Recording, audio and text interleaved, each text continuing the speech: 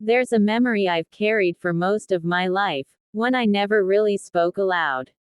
Now that I'm in my later years, I feel ready to share, not for sympathy, but because maybe someone listening might need a reason to believe that life can still turn toward hope. My story begins in a tiny town called Riverstone, a quiet place where neighbors greeted each other from porches, and everyone knew who lived on every street.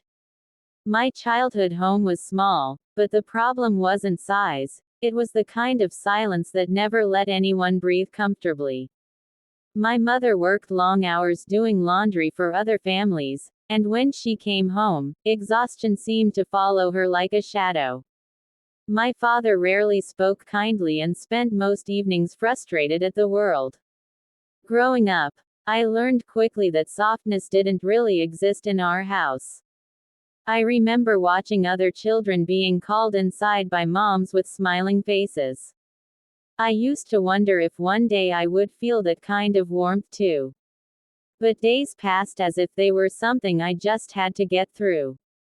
I became the kid who barely spoke. Not because I disliked talking, but because being quiet felt safer. School was the only place I could breathe a little. I never said much to classmates, and most of the time I stayed in the back of the room, hoping to blend into the background. Still, books became my escape. They took me to places where families cared and people listened. At home, I learned to stay invisible. Every sound in the house told me what kind of mood my father was in. By the time I was 8, I could tell if a day would be peaceful or difficult just from the way the door closed. The only person who noticed me at school was my English teacher, Mrs. Andrews. One afternoon, she asked me if I liked storytelling. I remember nodding slowly, unsure whether it was safe to admit that. She told me to write something, anything. A dream, a thought, a little idea. That night, while the house felt heavy with tension, I wrote about a girl trapped in a tall tower, who wished she could fly. I didn't know it then, but writing would become the one place where I felt free. When I handed my teacher that little story the next day, she read it silently. Then she looked up and said, "You have a voice. Don't lose it." I didn't fully understand her words then, but they stayed with me. And that is how my story truly began, quietly, in the corner of a classroom, with a teacher who saw something I didn't know existed in me. Even though life at home didn't change, something inside me slowly started to. I didn't know when or how, but I promised myself that one day, I would find a better place than the one I came from. Even after that moment with my teacher, life at home stayed exactly the same, or maybe it became heavier because now I started noticing things more clearly. Some evenings, my father returned in a mood so unpredictable that the entire house felt like it was holding its breath. I learned to measure danger based on small things. The pause before a door closed, the hush in the kitchen, the look in my mother's eyes. She didn't say much, but her silence said everything. Sometimes she would sit beside me, almost as if she wanted to tell me something important, and then, just, nothing. As if she was afraid her words might break something we couldn't fix. During those nights, I kept writing.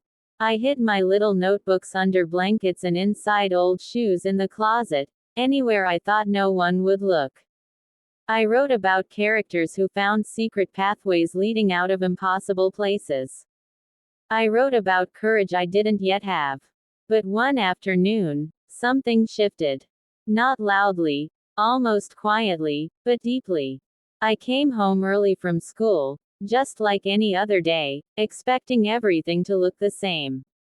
Instead, I saw the front door slightly open, a tiny detail, but unusual enough to stop me in the doorway. My mother never left it open. When I stepped inside, my heartbeat changed rhythm.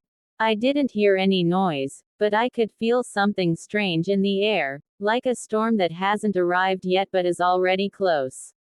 I walked toward the kitchen, and that's when I saw her. My mother sat at the small kitchen table with a suitcase on her lap. Not beside her, not packed in the corner, on her lap, as if she was struggling to let go of it or to let go of something else entirely. Her hands were trembling so softly they almost didn't move, but I saw it. She looked up, and the expression on her face wasn't sadness anymore. It wasn't fear either. It was something sharper, desperation mixed with exhaustion. She took a long breath before speaking. I can't do this anymore. For a moment I didn't understand what she meant. Then I noticed. There were no pots on the stove, no laundry basket near the door, everything looked strangely empty. Come with me. I almost said it out loud, but my voice disappeared before reaching my mouth. Instead, she whispered, "You'll be all right." But she didn't sound convinced. I don't know how long we looked at each other, maybe seconds, maybe hours. But then she stood up slowly, picked up the suitcase, and walked toward the doorway. I wanted to run after her, to ask her not to leave, but my body refused to move. My thoughts kept screaming inside, but I was stuck in place, like my feet had become part of the floor. She opened the door, stepped outside, and kept walking. No dramatic goodbye. No hug. Just the quiet sound of her shoes on the old pavement. And that was it. For a long time after she disappeared down the street, I kept waiting for the door to open again. That maybe she realized she forgot something, or maybe she changed her mind. But the hours kept passing. And the house became a place I never wanted to be inside. When night finally arrived, the silence felt like a new kind of terrifying, too big, too empty, too unfamiliar.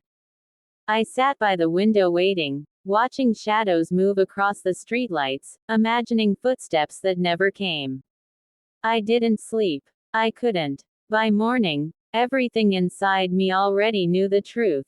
She wasn't coming back. And even though nothing unusual seemed to happen that day, something inside me had cracked. Not loudly, but in a way that changed everything that came after. Because now I understood one thing clearly. I was alone in that house. And in a strange, unsettling way. That was only the beginning. The morning after my mother left felt like waking up inside a house that no longer recognized me. Nothing looked different on the outside. The same curtains, the same faint kitchen smell, but the air had changed. Everything seemed heavier, like the walls were absorbing the silence instead of holding it. I kept expecting her voice to call my name from the hallway, but the house stayed quiet in a way I had never heard before. I didn't even know quiet could feel so loud. I sat at the kitchen table, staring at the chair where she used to sit. I imagined she would walk back through the door, apologize, and say she changed her mind. But deep down, I knew she wouldn't. After what felt like forever, I heard footsteps. My father finally woke up. His first question came before he reached the kitchen. "Where is she?" I froze. I don't remember exactly what I said.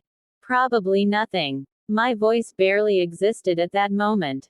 He looked around the room as if expecting she'd suddenly appear. Then he left the house again. Just slammed the door without another word. I didn't know if he was looking for her or running away from the truth. All I knew was I was by myself now.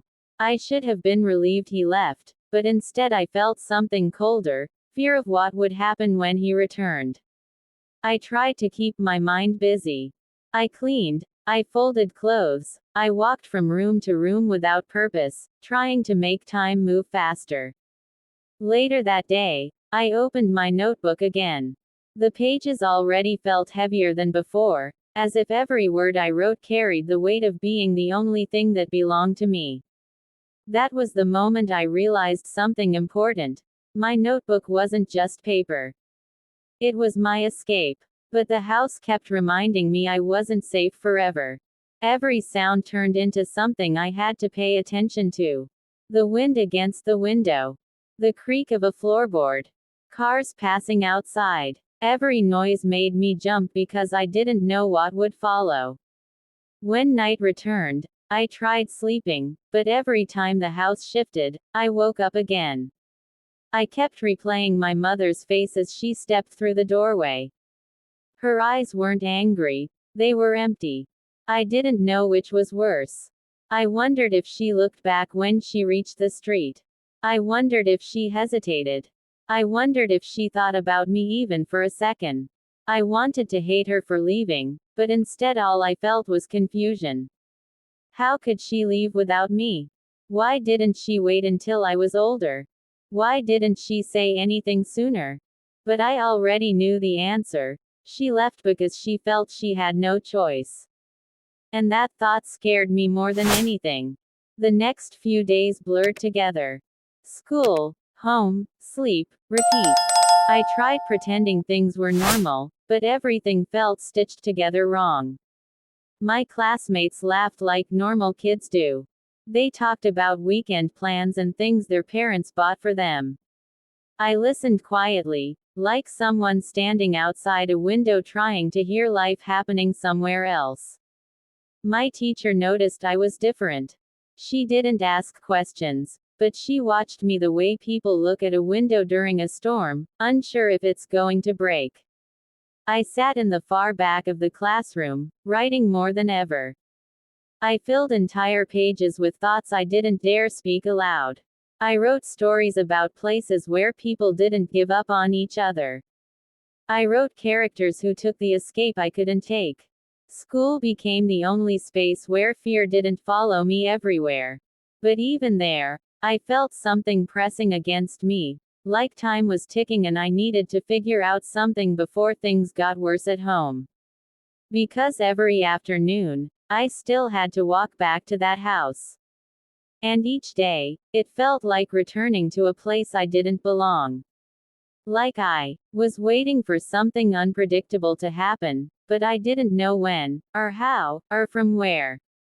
One evening, I heard the front door open slower than usual. That alone made me stop breathing for a moment. My father stepped inside, not angry, not loud, quiet. Too quiet. He walked past me without saying anything. That silence scared me more than raised voices ever did. Hours passed like that. He sat. He stared at nothing. And I just watched the clock. Just when I thought I could go to my room safely, he finally spoke, but his voice was heavy in a different way. She's gone, isn't she? I nodded slowly. He didn't look at me, but I saw something in his eyes, something like defeat mixed with bitterness. It scared me because I didn't know what version of him would come out after this moment. He didn't talk anymore that night. And neither did I. When the house finally became quiet, I sat in my room listening to the wind brush against the window pane. That's when it really hit me. She wasn't coming back. I whispered to myself, "You can do this." But the truth was, I wasn't sure I could. That night, I wrote something different in my notebook. Something I had never dared to write before. I don't know how long I can live here.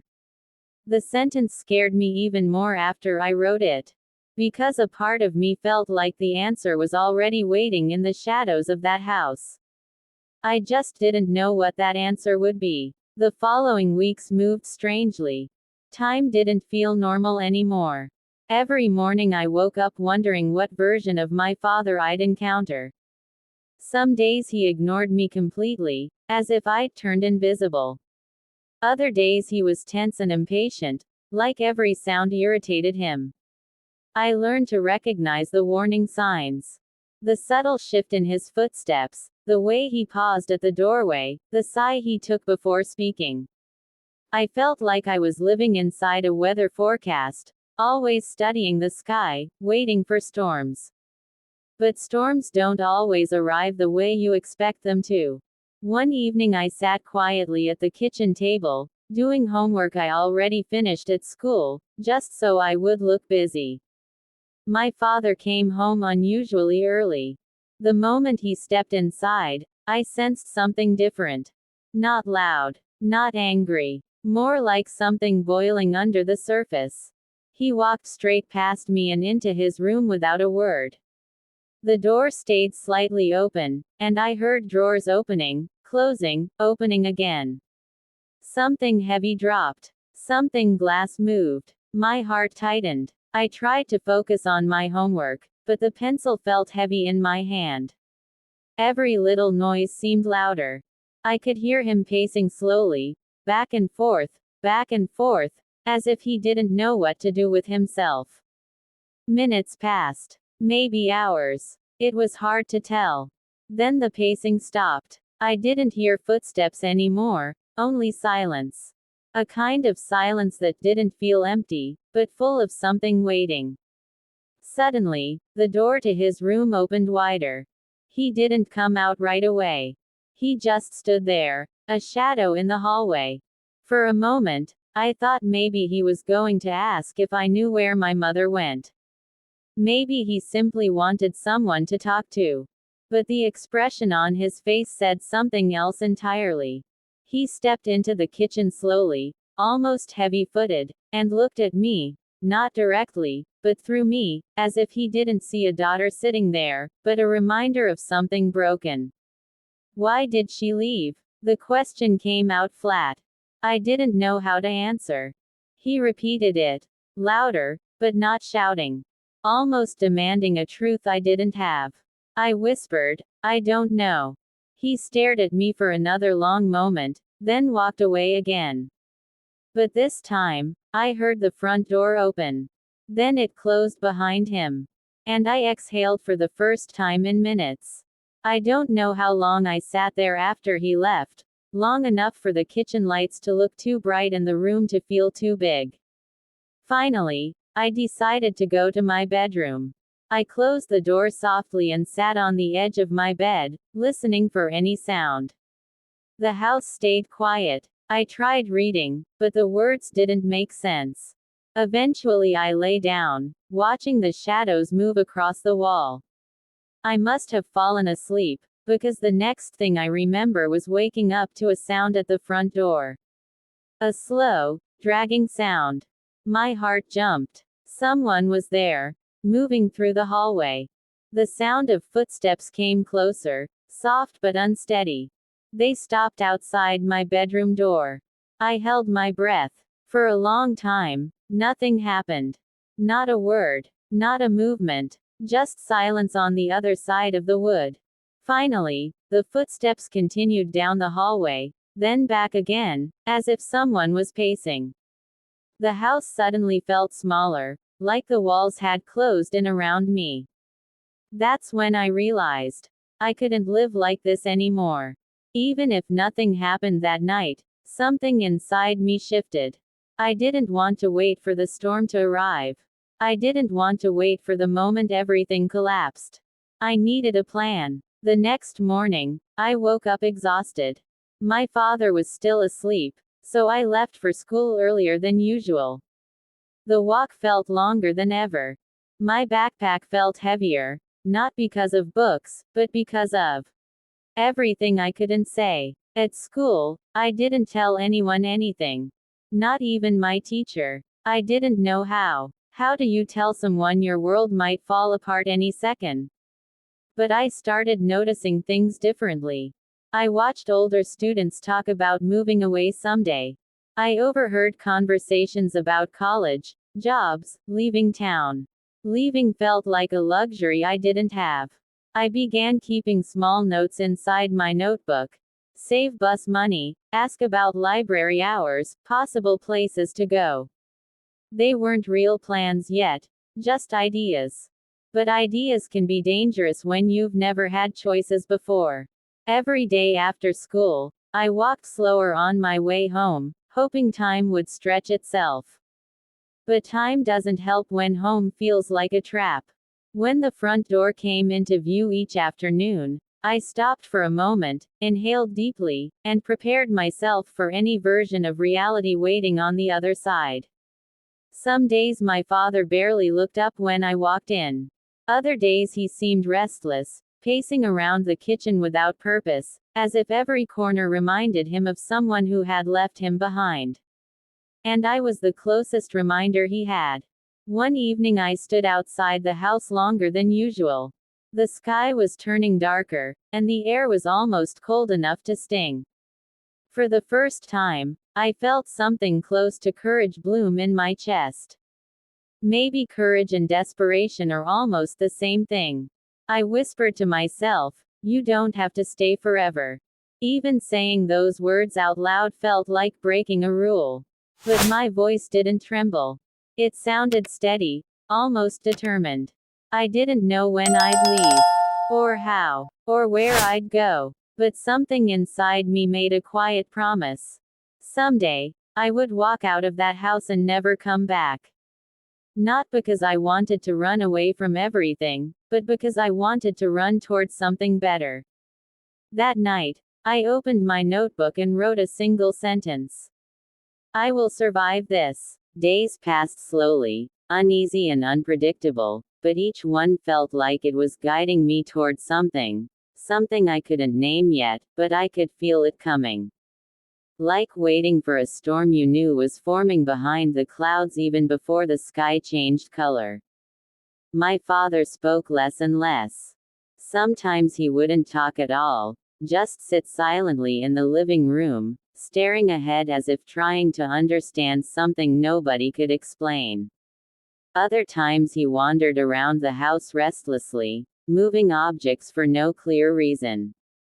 I kept my distance and stayed quiet, as always. But silence doesn't mean safety. I understood that more than anything. I began planning quietly inside my head. Nothing dramatic. No sudden escape. Just small decisions. Keep school supplies ready in my backpack. Know the bus routes. Remember which neighbors left porch lights on late at night. Tiny things that most people wouldn't think twice about. But to me, those tiny things could become a path out. Still, I didn't dare make a move yet. Something inside me told me to wait. Not because I wasn't ready, but because danger was still inside those walls, watching every step I took. Then came the night that forced me to choose a future. It was late, later than usual, when my father returned home. The moment he stepped through the door, I sensed something was wrong. Not because of noise. Not because of anger. In fact, that was what frightened me. He was too quiet. He walked into the kitchen without looking at me, without speaking. I heard a chair move. Then nothing. Minutes passed. I didn't move from the hallway. Something in the air felt different. He wasn't pacing. He wasn't restless. It felt like he was waiting for me to come closer. But I didn't. I stayed where I was and listened. Every sense in my body was alert. After a while, he called my name, but the tone wasn't familiar. It wasn't angry or loud. It was low and strange, like someone speaking from a place far away. Come here. I didn't respond. Every instinct in me said don't. Come here, he repeated. Something inside me froze, not from fear of his voice, but from what might follow. I backed away quietly, step by step, until I reached my bedroom. I closed the door softly and locked it, which I never did. I don't think I even breathed. For a long moment, everything stayed still. Then I heard footsteps in the hallway, slow, unsteady steps, moving closer to my room. I pressed my back against the door and held my breath. The footsteps stopped right outside. I waited. Then they continued down the hallway again, away from me. Minutes passed. Maybe hours. I don't know. Eventually, I heard his door close. But I didn't sleep. Not even for a second. Sometime deep in the night, I heard something break in the kitchen. A sharp noise, then silence again. My heart jumped so hard I felt dizzy. I sat up, listening, afraid to move. Then I thought of my notebook, hidden under my mattress. My stories. My only voice. I pulled it out quietly and held it against my chest. I realized in that moment something dangerous and powerful all at once. If I stayed in this house, I might lose everything. Not just pages. Not just childhood. But myself. When dawn finally came, my decision was already made. I didn't pack a suitcase. I didn't take clothes. I didn't even take food. I slipped my notebook into my backpack and waited until the first light appeared outside the window, because light meant neighbors might wake, people might see, and someone might notice if I needed help. As soon as I heard birds outside, I slowly unlocked my door and walked down the hallway. I held my breath when I passed my father's room, but it stayed quiet. I didn't look inside. I didn't need to. The front door was cold against my hand as I opened it quietly. When I stepped onto the porch, I took the smallest breath, but it felt bigger than anything I had ever done in my life. I wasn't running away in fear. I was leaving because I finally understood I deserved safety. And for the first time since I could remember, I didn't look back. The morning air stung my eyes a little. Maybe from cold. Maybe from relief. I began walking without knowing exactly where my feet were taking me, but I knew one place I might try first. School. Not because it was safe forever, but because someone there actually saw me. It took longer than usual to reach the gates. Every step felt heavier and lighter at the same time, heavy with fear, light with possibility. When I arrived, the schoolyard was empty. Too early. The building looked almost unfamiliar. I sat near the entrance, waiting for someone to arrive. When I saw my teacher walking up the sidewalk, her eyes widened when she noticed me sitting there alone with my backpack. "Elena," she said gently, "are you okay?" And that's when everything finally cracked inside me. Not loudly, but quietly, like something breaking in the deepest part of yourself after being held too tightly for too long. I didn't explain everything right away. I just said the only words I could manage. "I can't go back home." Her expression changed instantly. Not with shock, but with understanding. She didn't ask questions, didn't panic. She simply guided me inside with the kind of calm that felt like shelter. I didn't know what would happen next. I didn't know where I would go. I only knew I was finally safe enough to speak. And that was the moment my life truly began again.